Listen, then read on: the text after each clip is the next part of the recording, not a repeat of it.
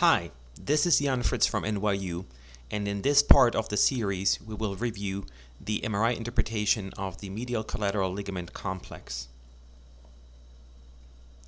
Here are my disclosures which are not directly relevant to this talk. Since this is a brief review, I would like to refer you to a more in-depth article about systematic MRI evaluation and reporting of acute knee injuries, which includes a more in-depth review of the medial collateral complex anatomy and also of the injury patterns. Most MRI protocols will include coronal, sagittal, and axial MRI pulse sequences, and for the interpretation of the medial collateral ligament, the standard axial and the standard coronal imaging planes are most useful. Let's spend 2 or 3 seconds on the MRI classification of tears in general, but also pertaining to the medial collateral ligament. There are 3 principal types of tears, which are interstitial tears, partial thickness tears, and full thickness tears. The interstitial tears are characterized by usually an increased T2 signal or edema pattern within the ligament substance, meaning there is a low-grade injury to the ligament, but there are no discrete fiber disruptions on MRI visualized. Usually this means that there is some disruption of the links between the longitudinal ligament fibers, but the longitudinal ligament fibers are not directly disrupted. Then there is the next stage, which are the partial thickness tears. That means that on MRI we can see disrupted and intact fibers.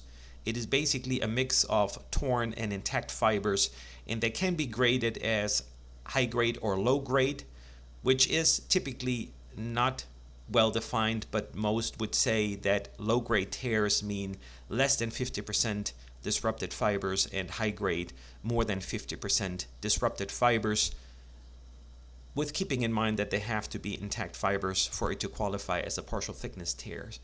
And then we have the full thickness tear, which means that all ligament fibers are disrupted. So on MRI, there are no fibers that can be traced longitudinally from the femoral to the tibial attachment that remain intact. That is a rare circumstance in the medial collateral ligament. Most tears fall within the interstitial injuries and the partial thickness tears. The sprain classification is a clinical classification, and the grading 1, 2, 3 is typically also a clinical classification that depends on a functional testing of the medial collateral ligament.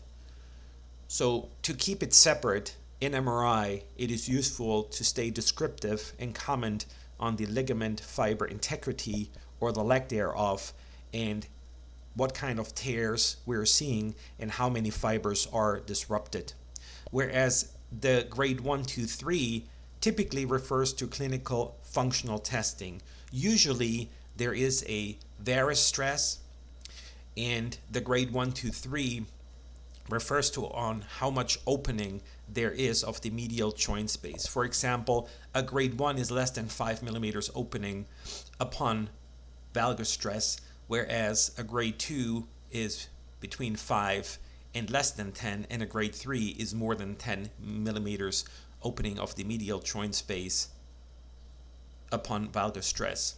It is important to say that MRI is imaging in recumbent non-weight bearing position, and there is no valgus stress applied. As such, MRI can typically not comment on the functional capacity of ligaments, and therefore it should be reported structurally and refrain from using terms that overlap with functional testing, such as the grading. Now let's review the anatomy, which is beautifully illustrated here by this publicly available article by Dr. Laprat. So we have a superficial and we have a deep portion of the medial collateral ligament. So typically what is well seen is the superficial portion that spans from the femur to the tibia. We also have a posterior portion which is called the posterior oblique ligament, and it connects with the posterior margin of the superficial medial collateral ligament. That can also be seen here in a more coronal type view where there are additional ligaments which are called the coronary attachments. So they are sometimes also referred to as the deep medial collateral ligaments, and they connect the meniscus to the femur and the tibia. So they can be named the coronary, meniscotibial, and meniscofemoral ligaments. Here's cross-sectional specimen of the superficial portion of the medial collateral ligament. Here's a more coronal illustration where we can see those coronary ligaments. So they're deep to the superficial portion, and they connect here the meniscus to the superficial portion, but also in part to the medial femoral condyle, and here the tibial component does the same.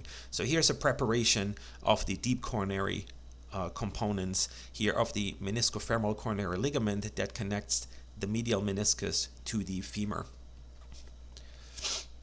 Here's another illustration of the posterior oblique ligament, which connects with the posterior margin of the superficial medial collateral ligament. Here on an axial illustration, we can see the superficial medial collateral ligament, and then we can see here the posterior oblique ligament wrapping around the posteromedial femoral condyle here at the condyle and meniscus level. It is also useful to understand where the different ligaments attach, because that is usually where the tears occur. So the superficial medial collateral ligament attaches here at the femur and here distally at the tibia, but also has a proximal attachment, which is more here. The coronary deep ligaments, they attach lower to the femoral attachment of the superficial portion and more proximal to the tibial attachments of the superficial portions.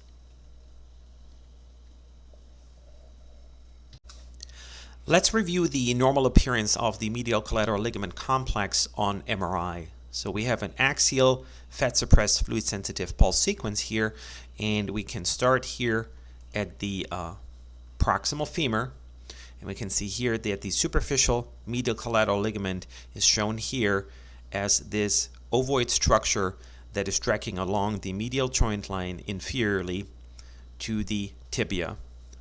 Note that the structure is continuous without any evidence of disrupted fibers. We can see here on the coronal proton density weighted and fluid sensitive fat suppressed weighted MR images that we can see the femoral attachment of the superficial portion tracking inferiorly towards the tibial attachment, and then we can see here the coronary ligaments here coming from the superior margin of the meniscus connecting here to the superficial portion and to the femoral condyle, and also here the tibial coronary ligament connecting to the superficial portion and the tibia. We can also see here the posterior longitudinal ligament tracking around the medial femoral condyle connecting with the posterior margin of the intact superficial medial collateral ligament complex. Our next case is an interstitial injury of the superficial portion of the medial collateral ligament at the femoral attachment. We can see here our three sequences again, and already by the edema of the femur we can see that there was a traumatic injury. If we scrutinize the superficial portion of the medial collateral ligament, we can see here that there is intrasubstance signal here in the proximal superficial medial collateral ligament, which is corroborated here on the coronal plane. We can see here that this is the superficial surface, and then internally here in the femoral attachment we can see that there are small areas of interstitial edema. So this is one of these interstitial tears. We can't really discretely differentiate any frank fibrous eruptions, but the internal structure here is compromised, which constitutes an interstitial tear. That brings us to the next tear category, which is a partial thickness tear. We have here again a knee MRI with our 3 pulse sequences, and by the edema in the femoral condyle, we can assume that there was a recent injury. We can start on the axial images and we identify the superficial portion of the medial collateral ligament, and we can trace it posteriorly all the way down. However, anteriorly, note that there are disrupted fibers. This superficial portion is supposed to go more anteriorly, which it does not because they are disrupted fibers. Also note that as a typical pattern, the superficial portion tears anteriorly, and the tears often extend into the medial patellofemoral retinaculum. On the coronal view, we see that the posterior portion, which is cutting here, is continuous. We have an intact femoral attachment, we have continuous fibers, and we have an intact tibial attachment. However, note if we scroll more anteriorly, here we have disrupted fibers. So there is part of the anterior collateral ligament femoral attachment that is torn here. We can see there are no continuous fibers, although posteriorly it is continuous. So this constitutes a partial thickness tear. Here we have another case of a partial thickness medial collateral ligament tear, however with a higher grade, meaning that more fibers are disrupted. We can again see edema pattern here, this time of the tibia. So assuming that there was an acute knee injury, we can see that there is more edema around the proximal medial collateral ligament, which is the most common type of tear. We can see here on our axials that here part of the fibers anteriorly and this time also posteriorly are disrupted. There are some continuous fibers, but there are more fibers disrupted than previously, and at some point, for example here, it can be assumed that this is at least 50% of the fibers considering anterior to posterior dimension. We can correlate this on our coronal view here, and we see that, for example, here is an intact attachment, but here is a full thickness tear of the femoral attachment anteriorly, and if we go more posteriorly, here is also a full thickness oblique tear. So there are multiple tears involved here of the femoral attachment and the mid portion attachments. We can see that the tears here extend here to the coronary meniscofemoral ligament as well. So while there are some continuous fibers remaining, this is consistent with a high-grade partial thickness medial collateral ligament tear involving the superficial and deep portions. And while we are at the coronary ligaments, here is another case of a disruption of the coronary ligaments. Now this case is likely less traumatic than the other ones. We have a continuous intact superficial portion of the medial collateral ligament. We have a meniscus tear, which is often associated with coronary ligament tears. And if we can see here, the tibial coronary ligament is intact. However, the femoral meniscofemoral coronary ligament here is disrupted. We can see here that one part is hanging in there, but there is no connection to the superficial ligament portion or the femoral condyle. That brings us to the next case where a knee injury involved the posterior oblique ligament. So we can start with our coronal views. We can see that there is edema of the femoral condyle here. Assuming that there was an injury, we can see that the superficial portion of the medial collateral ligament is intact. However, part of the meniscofemoral coronary ligament is torn with edema and indistinctness. If we look here on the axials, we can see that there is an additional injury here posteriorly at this connection between the posterior margin of the superficial medial collateral ligament and the posterior oblique ligament, which is this structure. So there's a partial tear here of this connection, and if we scroll inferiorly, we can see that part of the posterior oblique ligament is torn. It is continuous here posteriorly and posteromedially along the inner notch, but here it is almost completely disrupted at this portion. So this is a case where the superficial medial collateral ligament is intact, but the junction and part of the posterior oblique ligament are torn.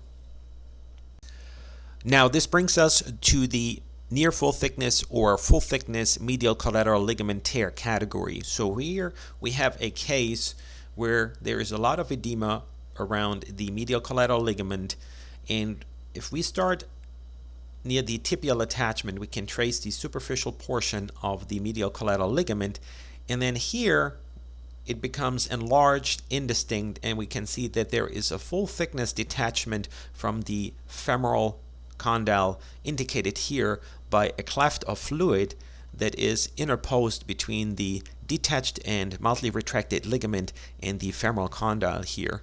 So this is a rare injury, but constitutes one of the full thickness tears. They typically occur at the femoral attachment, but they can also be lower down. So if we corroborate this on the axial views, we can see here that there is this fluid cleft cutting through the femoral attachment where no fibers remain intact. We can also see that this is a full thickness tear because there is some fiber retraction and there's some redundancy of the superficial portion. The tear also involves a full thickness tear of the deep coronary meniscofemoral ligament, which is indicated here. This concludes the review of the medial collateral ligament complex. I would like to thank you for your attention and the ISMRM for organizing. Feel free to follow me on Twitter for more cases. Thank you very much.